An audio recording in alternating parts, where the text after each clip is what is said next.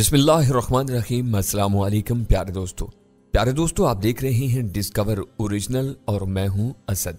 अगर आपने अभी तक हमारे चैनल डिस्कवर ओरिजिनल को सब्सक्राइब नहीं किया तो हमारे चैनल को सब्सक्राइब कर लें और हमारे दूसरे चैनल एक्शन ओरिजिनल को, जिसका लिंक डिस्क्रिप्शन में है, उससे भी सब्सक्राइब कर लें और बेल आइकन को क्लिक कर लें।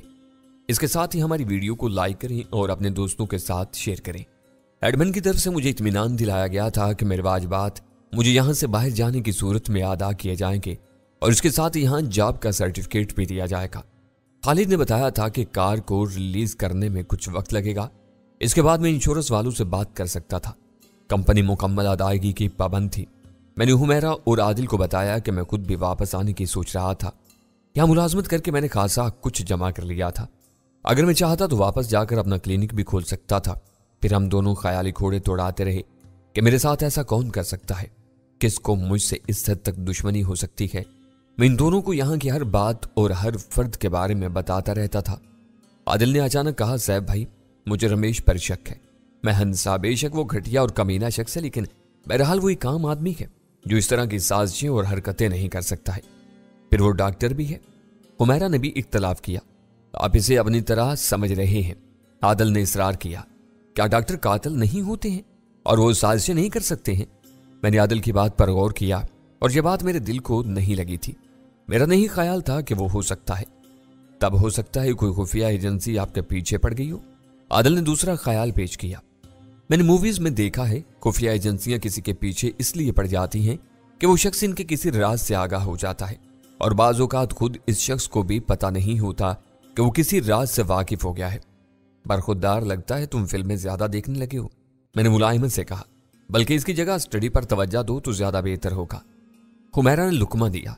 आदिल ने एहतिजाज किया, मैं स्टडी पर पूरी तवज्जो दे रहा हूं, ऐसे ही तो अच्छे मार्क्स नहीं ले रहा, मगर मूवीज का भी पता है। हुमैरा छेड़ने लगी और फिर दोनों की लड़ाई शुरू हो गई।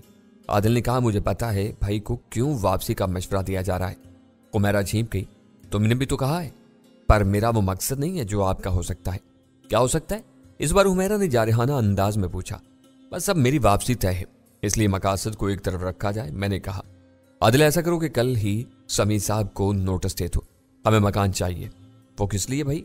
आदिल ने मासूमियत से पूछा। हम दो होंगे तो 2 कमरे भी काफी हैं, पूरा मकान खाली कराने की क्या जरूरत है? ऊपरी कमरा बना हुआ है, एक और बना लेते।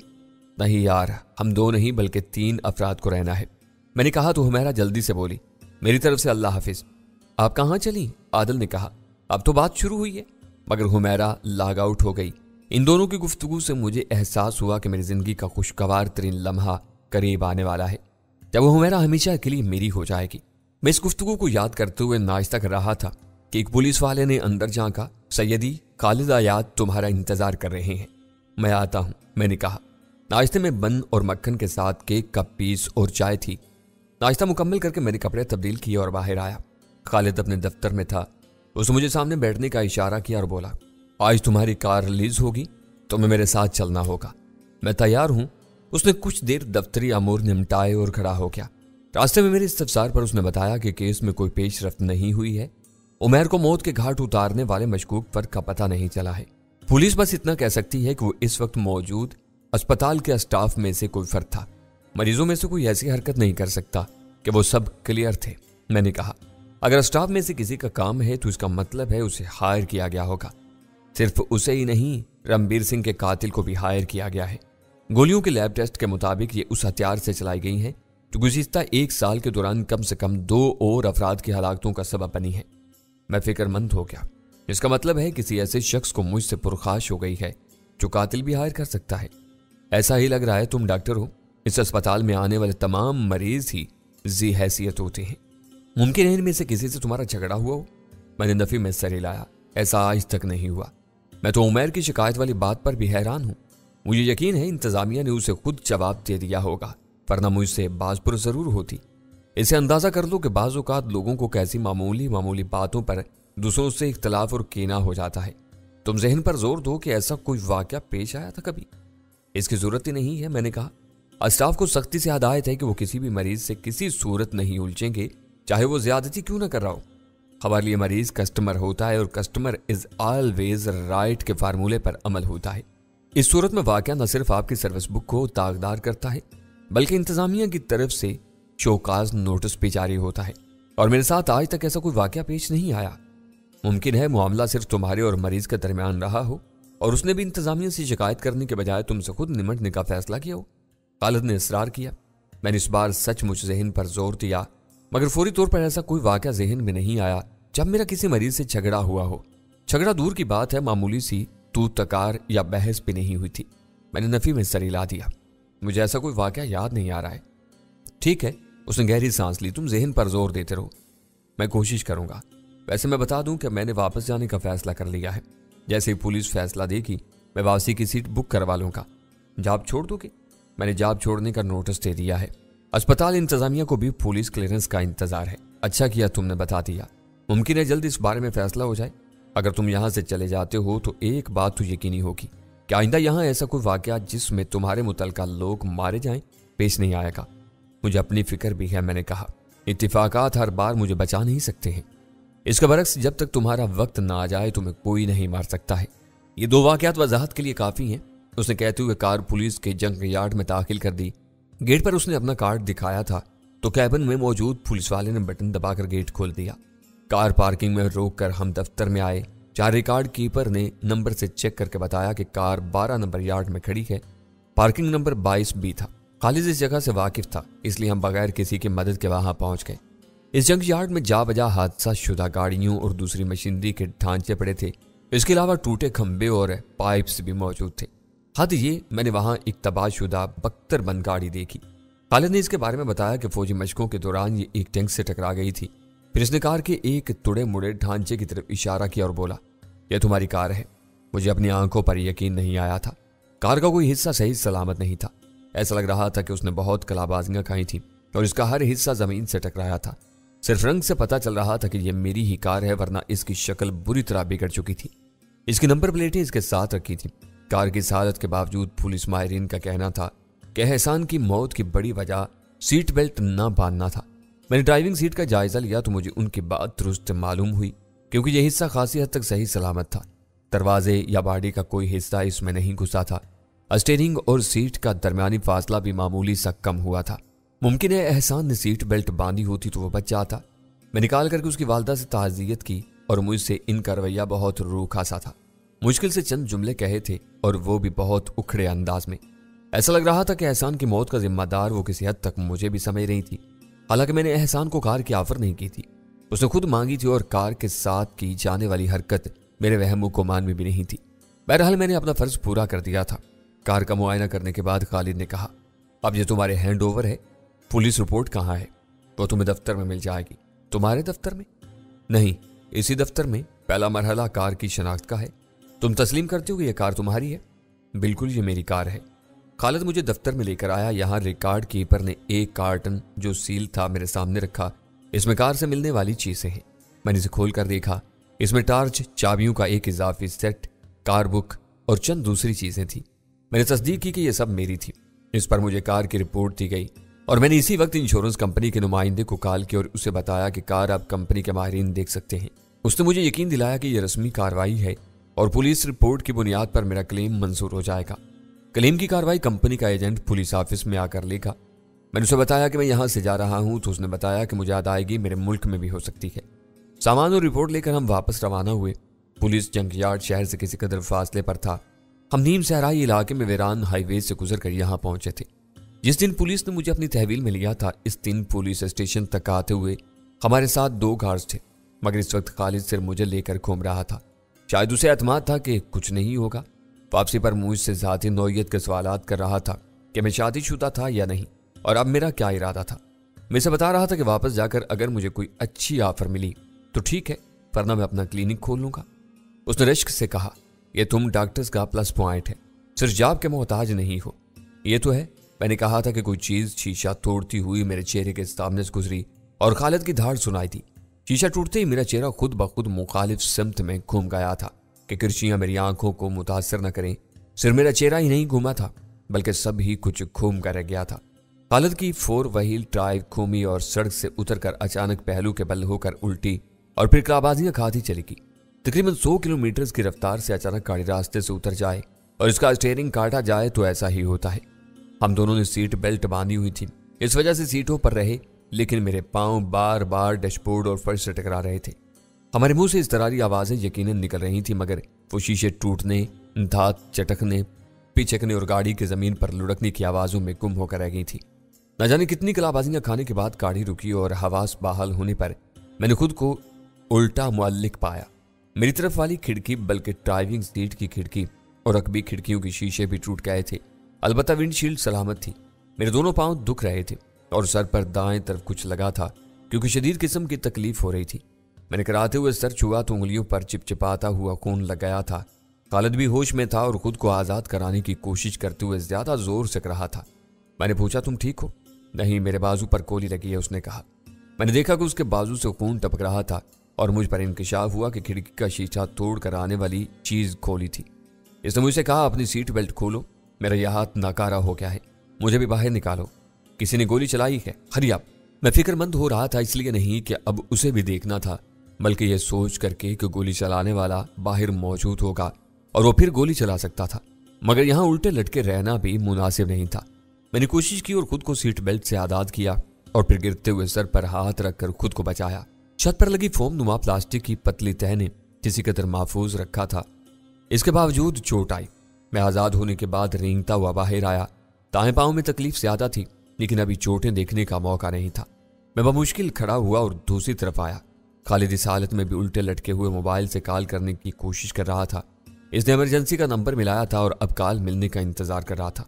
मैंने उसकी सीट बेल्ट खोलने की कोशिश की और इधर ऑपरेटर ने कॉल रिसीव की और उधर वो बेल्ट खुलने से गिरा। ऑपरेटर यकीनन उसकी धाड़ और गालियां सुनकर हैरान हुआ होगा। इस वक्त उसके मुंह से निकली थी। मैंने उसके जख्म की परवाह किए बगैर उसे बाहर खींच लिया। यहाँ राइट साइड पर ड्राइव होती है, इसलिए ड्राइविंग सीट लेफ्ट हैंड होती है।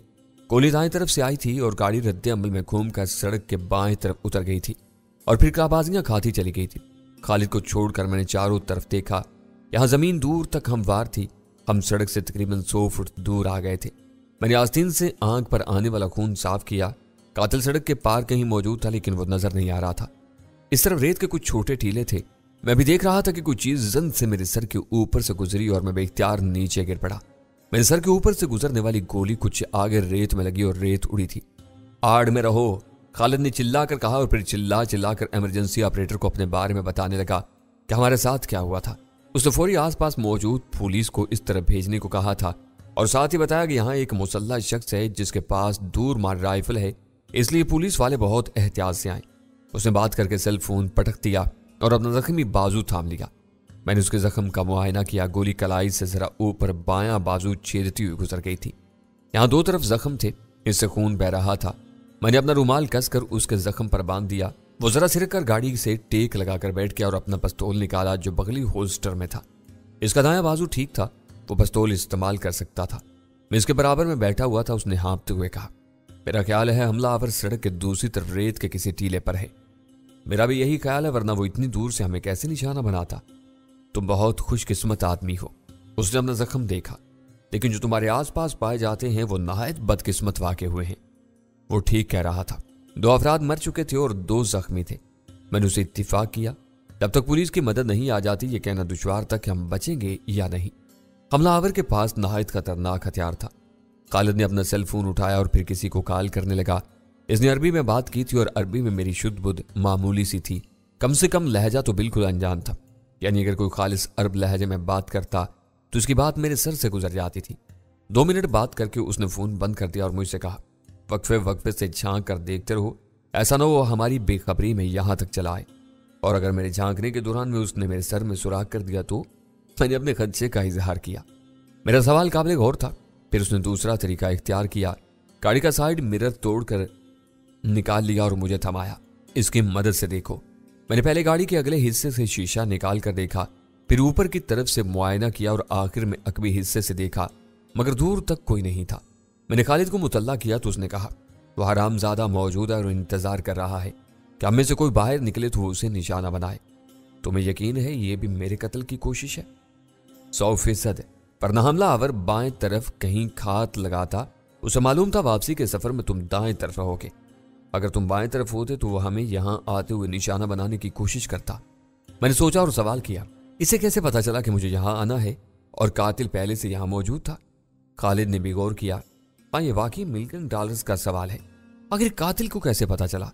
शायद पुलिस स्टेशन के बाहर निगरानी की जा रही थी। जैसे ही हम निकले उनको पता चल गया और जब हम यहाँ आए तो हमारी वापसी से पहले ये बंदोबस्त कर लिया गया था। मंतकी लिहाज से ये बात काबिल अमल थी, लेकिन न जाने क्यों मुझे लगा कि जो शख्स मेरे पीछे पड़ा हुआ था वो पुलिस के अंदाजे से कहीं ज्यादा ताकतवर था और उसकी रसाई पुलिस महकमे में अंदर तक थी। गुफ्तगू के दौरान मैं देखता भी जा रहा था, इतनी अकल कातिल को भी होगी कि हमारे पास सेल फोन होंगे और हम पुलिस से मदद तलब कर सकते थे। पुलिस की आमद से पहले वो अपना काम मुकम्मल करता या फिर 9 तो 11 हो जाता। मुझे इन मामलात का कोई तजर्बा नहीं था, मगर खालिद का इत्मीनान बता रहा था कि खतरा बहुत ज्यादा नहीं है।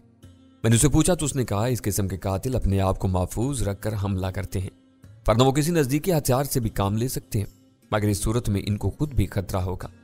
इस सूरत में वो फरार हो जाएगा, इसका इम्कान है, खालिद ने कहा और घड़ी देखी। हादसे को 20 मिनट गुजर गए थे।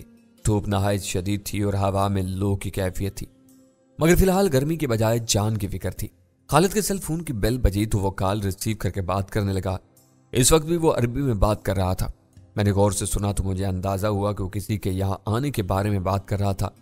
बात करते हुए उसने जरा सिरक कर खुले आसमान की तरफ देखा और फिर सर हिलाया। मैंने भी आसमान पर देखा तो मुझे एक छोटा सा धब्बा दिखाई दिया। ऐसा लग रहा था कोई परिंदा बहुत बुलंदी पर उड़ रहा हो, लेकिन वो परिंदा नहीं था बल्कि हेलीकॉप्टर था। वो इतनी बुलंदी पर था कि गौर से देखने पर नजर आ रहा था और उसकी आवाज भी नहीं आ रही थी। मुझे कुछ अंदाजा हुआ कि यह हेलीकॉप्टर खालिद की कॉल के नतीजे में आया था।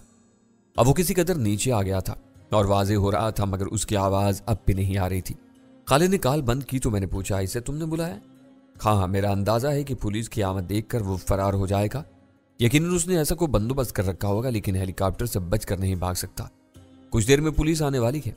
इसके बाद खत्म होते ही शहर की तरफ से हाईवे पर पुलिस कारें नमदार हो गईं। पुनः तेजी से इस तरफ आ रही थी। फिर इनमें से 2 सड़क के दूसरी तरफ मौजूद टीलों की तरफ बढ़ गईं। कुल 6 कारें थीं। 2 सड़क पर रहीं और 2 हमारी तरफ आईं। गाड़ी से कुछ दूर रुकी। इनसे निकलकर निस्फ दर्जन पुलिस वालों ने पोजीशन संभाली थी। इनमें से एक ऑफिसर हमारी तरफ आया। उसने खालिद का जख्मी बाजू देखा और बोला, सैयदी, एम्बुलेंस आने वाली है। उसका क्या हुआ? पुलिस अफसर ने अपने चाने पर मौजूद रेडियो से खबर ली और खालिद को बताया वो सहरा में फरार की कोशिश कर रहा है। हमारी गाड़ियां उसके पीछे हैं और हेलीकॉप्टर निगरानी कर रहा है। पुलिस की आमद के 5 मिनट बाद एम्बुलेंस और डॉक्टर भी आ गया था। उसने खालिद को इब्तदाई तिब्बी इमदाद दी और पैरामेडिक को उसे एम्बुलेंस में शिफ्ट करने को कहा, मगर उसने इनकार कर दिया। इसकी जरूरत नहीं है, मैं पुलिस कार में चला जाऊंगा। मुझे इसकी जरूरत भी नहीं थी। डॉक्टर ने मेरे माथे का जख्म साफ करके इस पर मेडिकेटेड पट्टी लगा दी। मेरे दाएं पांव का टखना मुतासर था। इस पर उसने स्पोर्ट बांध दी और छड़ी के सहारे चलने को कहा। हमें मौका पर इंजेक्शन और दवाएं दे दी गई थीं। खालिद वहीं रुककर हमलावर के ताकुब की रिपोर्ट ले रहा था। पुलिस की गाड़ियां उसके करीब पहुंच गई थीं। इन्होंने उसे घेर लिया था। खालिद पुरुमीद हो गया कि हमलावर पकड़ा जाएगा, मगर पुलिस ने उसे हथियार डालने का हुक्म दिया तो उसने फायरिंग शुरू कर दी। पुलिस ने जवाबी फायरिंग की और एक गोली उसके सर में लगी और वो मारा गया। खालिद ने मायूसी के आलम में रेडियो का माइक पटका तो मैंने पूछा वो भाग गया? हमेशा के लिए। खालिद ने गहरी सांस ली। वो पुलिस से मुकाबले में मारा गया। ये तो बहुत बुरा हुआ। वो जिंदा हाथ आता तो पता चलता कि इसके पीछे कौन है। मुमकिन है इसी से तुम्हारी दुश्मनी हो, खालिद ने उम्मीद से कहा और रेडियो पर मौका पर मौजूद पुलिस वालों से बात करने लगा।